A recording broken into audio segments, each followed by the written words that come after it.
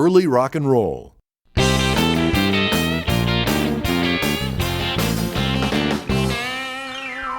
in the morning, I'll be checking it out, thinking about a Saturday night. Club will be rocking and rolling, but dancing shoes are feeling alright. Hello, students. Today we're beginning a unit on rock and roll. And rock and roll started with Elvis Presley. I don't usually wear this to school. Big white collar, scarf, gold. Imagine these are beaded jewels.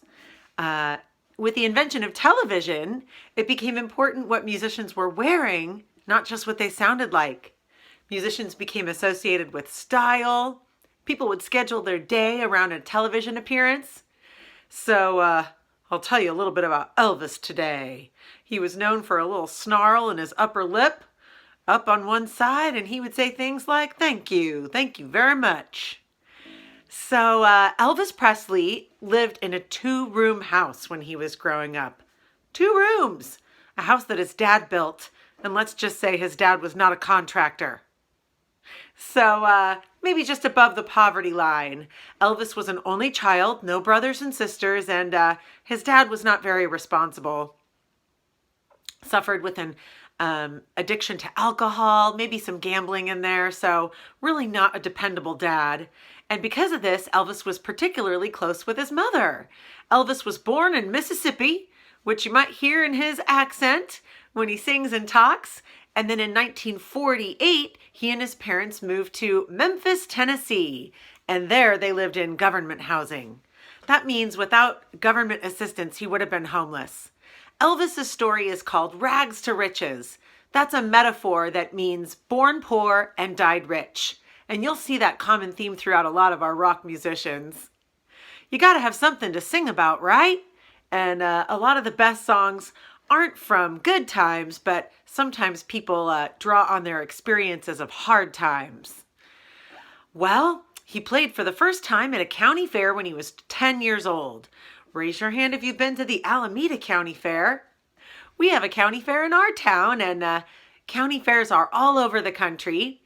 And he dressed as a cowboy, and Elvis won second prize. So if you're ever sad about getting second prize when you really wanted first, you're in good company. Even Elvis Presley took second prize at the county fair. He used to practice guitar in the community laundry room that was down the way. I used to live in an apartment in college where there was one big laundry room for a lot of apartments. He was quiet and shy. He had a stutter. And so he kind of talked a little funny, which made him shy, not unlike Winthrop, right? Funny way of talking. And some of his classmates have reported that he was bullied and he had rotten fruit thrown at him. This is Elvis Presley. Little did they know how famous he would be someday. What do you think? When they grew up to be adults, do you think they called Elvis and said, hey, Elvis, remember me, your best friend from childhood? Can I have some tickets to your sold-out concert? He probably said, yeah, right. You're that guy that bullied me and threw rotten fruit. Elvis went to record stores in Memphis to hear all kinds of music. Now, I've got a couple of records here. This one's a little bit smaller. It's called a 45. This one's a little bit bigger. It's called a 33. And those refer to the rotations per minute. Records go like this, parallel to the ground, and maybe you've seen them spin. And I don't have one here to show you, but a needle will go right here, and as the record spins, the needle follows the groove, and at the end of the record, the needle will be next to this sticker. Now, this sticker might have a color on it, and each record company had its own label and a hole in the middle for the peg in the record player. So one company might have all of their stickers be orange or their label. Now, unlike compact discs, there are different sides on the other side of the record. So you could turn it over and hear some different sides. One's called the A side and one is called the B side. Well, you can look at that jukebox on the website and you could put in a quarter and type in A8, whatever song it is you wanted to hear, and you get to choose the song that the whole restaurant hears.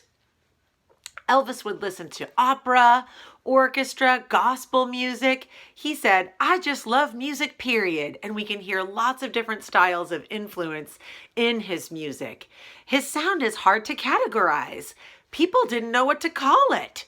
Today we call it early rock and roll, but back then they didn't call it that yet. He was influenced by gospel, country, boogie woogie. So he got nicknames like the King of Western Bop, the Hillbilly Cat, the Memphis Flash. Let's see, for the first time in American history, kids were listening to different music than their parents. Before rock and roll, music was a unifying experience. Maybe your great-grandparents had one radio in the corner and they would listen to stories and music together. Well, now, in my parents' generation, so maybe your grandparents' generation, there would be a radio in the bedroom and a radio in the living room, and parents might say, turn that music down. And music all of a sudden was defining generations. Elvis liked to swing his hips, and some newspapers described his dance moves as obscene. I'll post some for you because today we don't really consider them obscene. But one time when Elvis Presley was on the Ed Sullivan Show, the cameramen had strict instructions to only shoot him from the chest up so that his swinging hips would not cause a controversy on the television. So I'll post his dance moves and let you decide how controversial they are. I'll also post one of his hits, Heartbreak Hotel. Now, earlier I said that a lot of music comes from heartbreak or struggle. So he said, well, since my baby left me, I found a new place to dwell. It's down at the end of Lonely Street at Heartbreak Hotel. Well, that's a breakup song. Elvis has his heart broken by some girl, and Heartbreak Hotel, there's some alliteration and a metaphor. No one just wants to hear a sad person, but for some reason we'll listen to a creative sad person. Well, an important day in Elvis's life came in 1958 when he was inducted into the U.S. Army. That day lives in infamy for his fans. Infamy is like famous for a bad reason.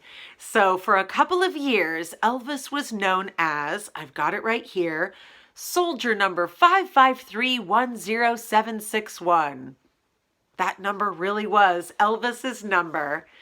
In the Army. He encountered a lot of changes during this time. He was a soldier just like everybody else. You know, he was raised in the South of America, the southern part of America, and for the first time he's going to other countries and finding other ways to live. And then during those 2 years, that mother we talked about that he was so close with, well, she died. So the Army kind of marks Elvis Presley's transition from boyhood to manhood. Working out a lot, getting physically fit, shaving his head, his mother passing away, kind of forces him to be his own adult. But he did his duty just like any other soldier. I think perhaps he got a little bit more male than the other soldiers, though. Elvis also starred in a handful of movies.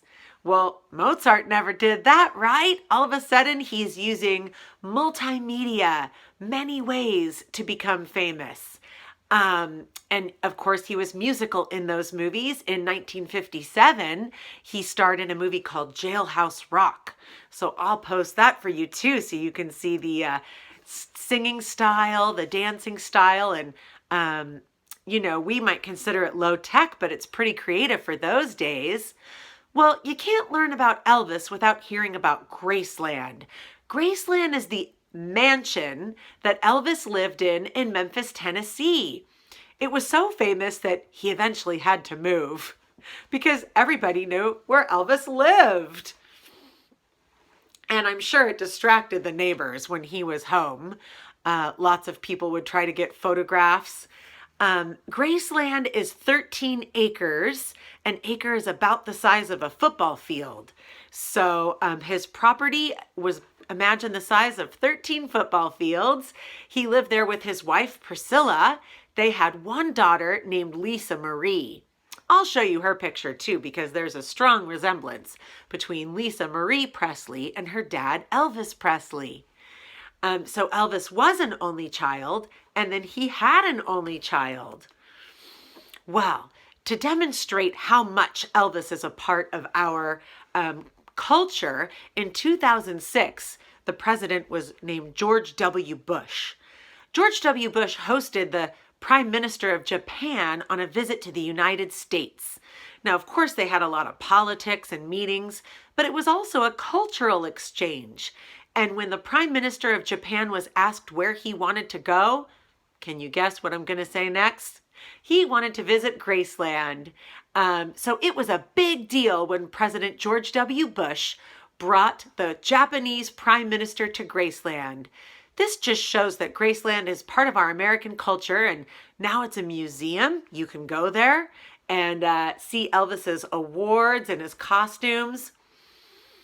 Now, you're not going to believe me, but it's true. That daughter, Lisa Marie Presley, she was married to Michael Jackson for a brief bit. We'll talk about Michael Jackson in a later week. You know, who knows? Were they in love? Or did they just get married for the publicity and to be famous about it? None of us really know. Only they know, right? So you could say that Elvis Presley was Michael Jackson's father-in-law, even though they never met, because Elvis had died before his daughter married Michael Jackson. Well, in 1977, Elvis died of a heart attack. This connects with your DARE curriculum because rock and roll is sometimes associated with drug use. And I really feel compassion for Elvis and those other performers.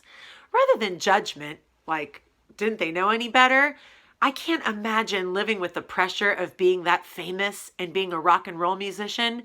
It would be exhausting. So sometimes rock and roll musicians would take drugs that were uppers or stimulants to get through a performance. Screaming fans. Caffeine is a stimulant. Like some of us grown-ups drink a cup of coffee in the morning, or after drinking soda, you might feel hyper. Well, you know, there were drugs that were that times exponential. So sometimes the pattern with this drug use in rock and roll would be taking an upper to get through a concert to have the energy. But then the problem with that is at 2 or 3 o'clock in the morning, feeling wide awake and needing rest. So then you'd have to take a drug called a downer to relax. And this starts a cycle of addiction that we don't want you to experience. That's why your DARE officers come in and warn you of the dangers of drugs and that they become highly addictive. And Elvis had a heart attack in 1977. Now, most men his age don't have heart attacks. So again, can't say for sure, but that drug use probably did not help his heart. So please make wise choices. That's why your teachers want to educate you so you can be happy and live even longer. Elvis is buried at Graceland with both of his parents and his grandmother. So if you go to Graceland, you can perhaps lay some flowers on his grave and honor his legacy. He's also famous for a song called Blue Suede Shoes. So check out the website. You might hear some of this stuff repeated because I want to appeal to all kinds of learners, and repetition is a learning modality or technique. So I'll show you a picture of a jukebox, maybe a spinning record, and a map of Memphis, things like that. So check out the website to learn more about Elvis. Oh, and I'll also make a Google questionnaire to see how much you know, and you can show your smarts. And we'll see how this develops. And I'll take you through the Beatles. I mentioned Michael Jackson. So I'll be talking about rock and roll in chronological order so you can hear the evolution that progressed in this new American form. Well, thank you for tuning in, students. Thank you. Thank you very much.